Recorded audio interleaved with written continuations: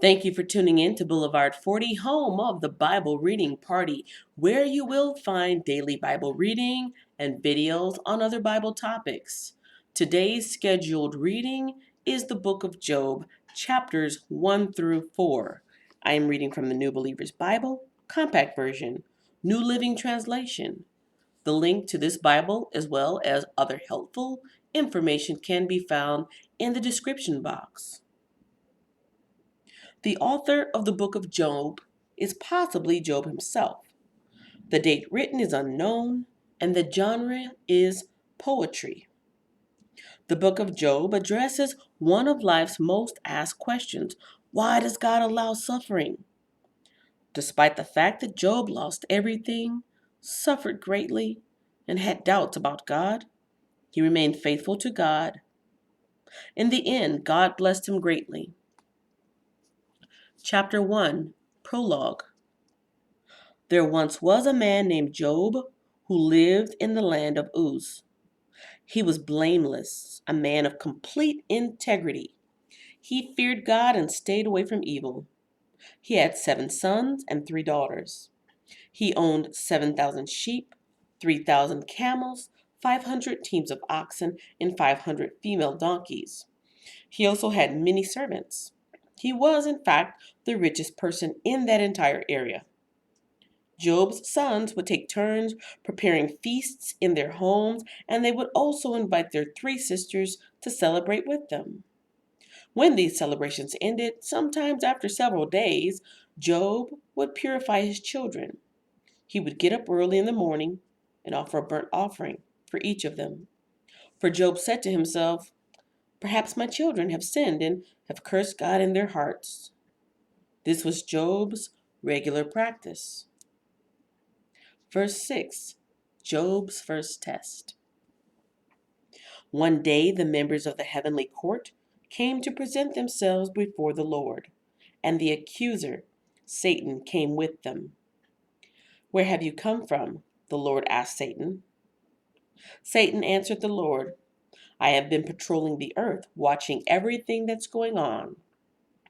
Then the Lord asked Satan, "Have you noticed my servant Job? He is the finest man in all the earth. He is blameless, a man of complete integrity. He fears God and stays away from evil." Satan replied to the Lord, "Yes, but Job has good reason to fear God. You have always put a wall of protection around him and his home and his property. You have made him prosper in everything he does. Look how rich he is.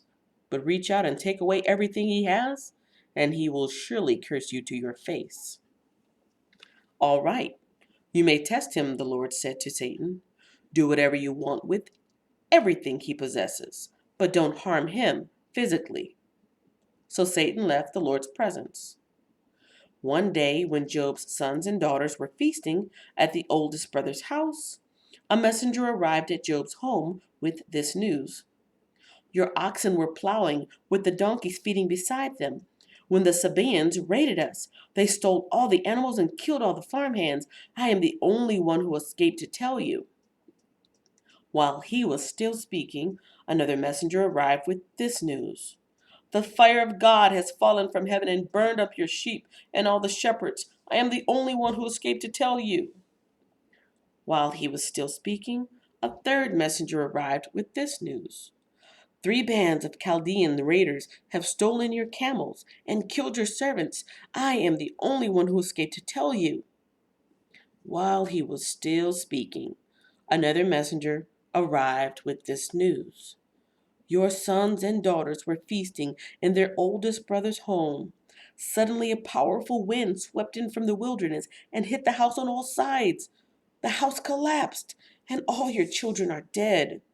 I am the only one who escaped to tell you."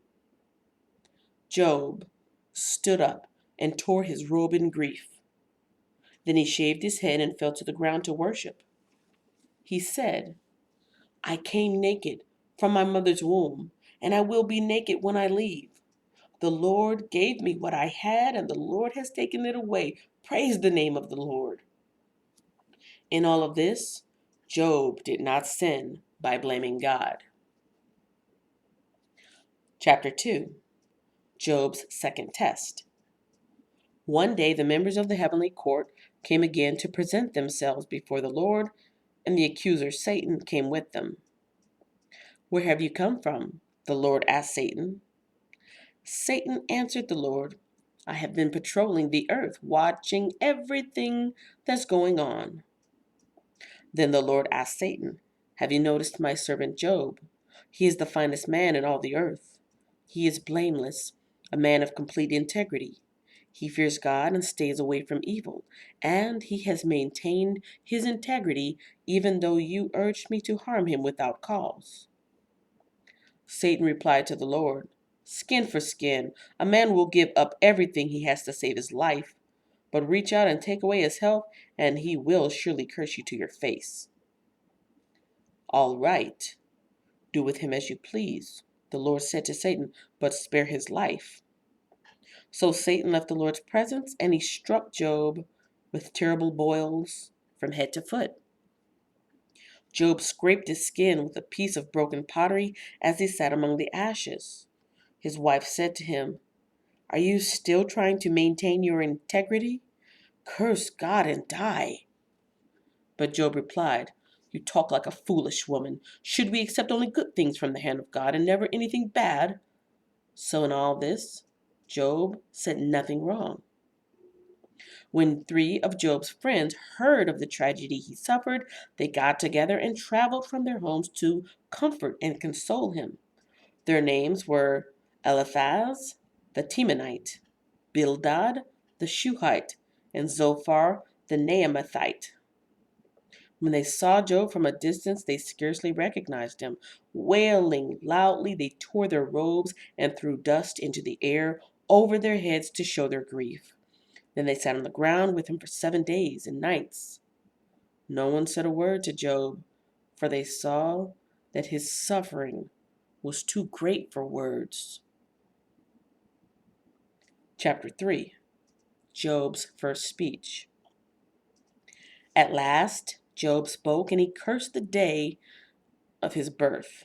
He said, "Let the day of my birth be erased and the night I was conceived. Let that day be turned into darkness. Let it be lost even to God on high, and let no light shine on it. Let the darkness and utter gloom claim that day for its own. Let a black cloud overshadow it, and let the darkness terrify it. Let that night be blotted off the calendar, never again to be counted among the days of the year, never again to appear among the months. Let that night be childless. Let it have no joy. Let those who are experts at cursing, whose cursing could rouse Leviathan, curse that day. Let its morning stars remain dark. Let it hope for light, but in vain. May it never see the morning light.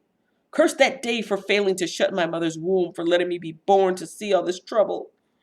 Why wasn't I born dead? Why didn't I die as I came from the womb? Why was I laid on my mother's lap? Why did she nurse me at her breast? Had I died at birth, I would now be at peace. I would be asleep and at rest.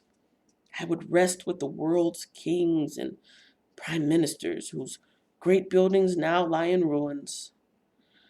I would rest with princes rich in gold, whose palaces were filled with silver.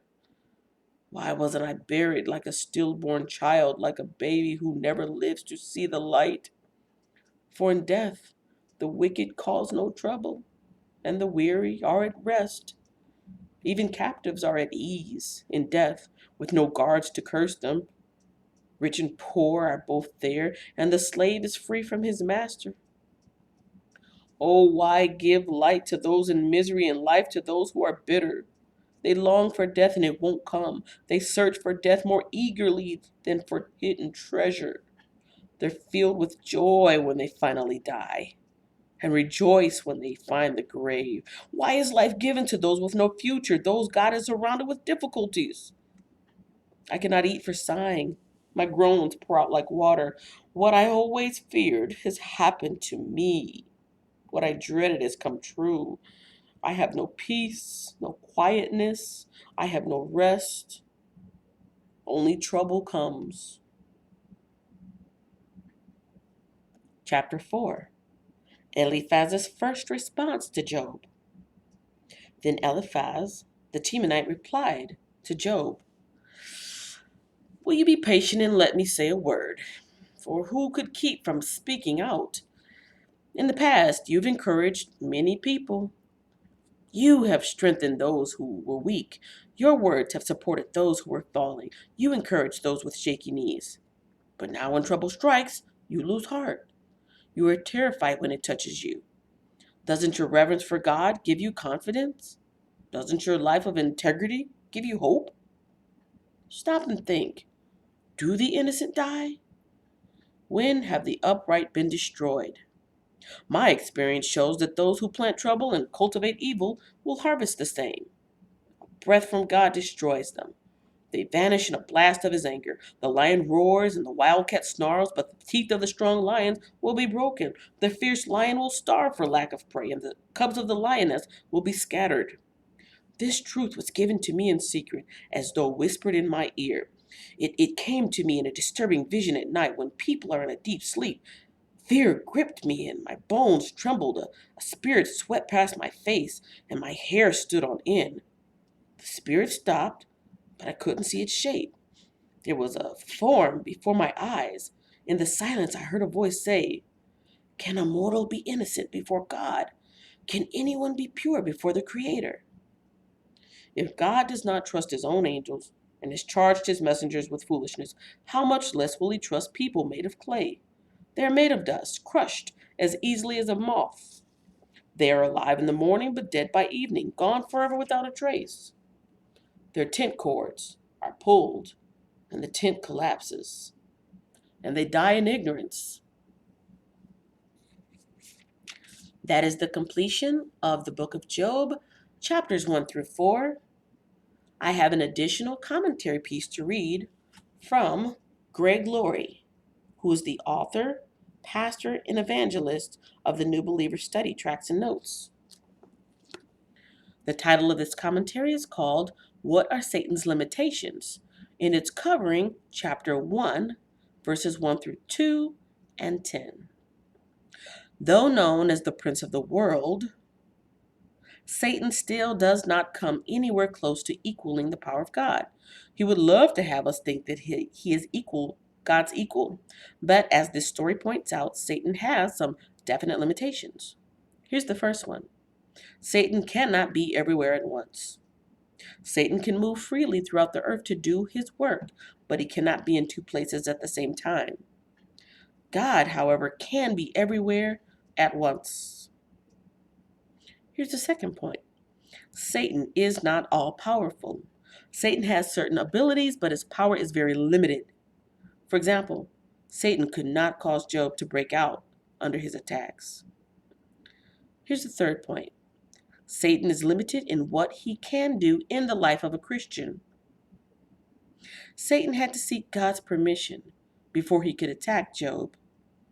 While Satan was allowed to murder Job's servants, kill Job's children, steal Job's goods, and strike Job with sickness, God still kept a hedge of protection around Job. Make sure you check out the description box for important links and other great information, and I will see you in the next Bible reading.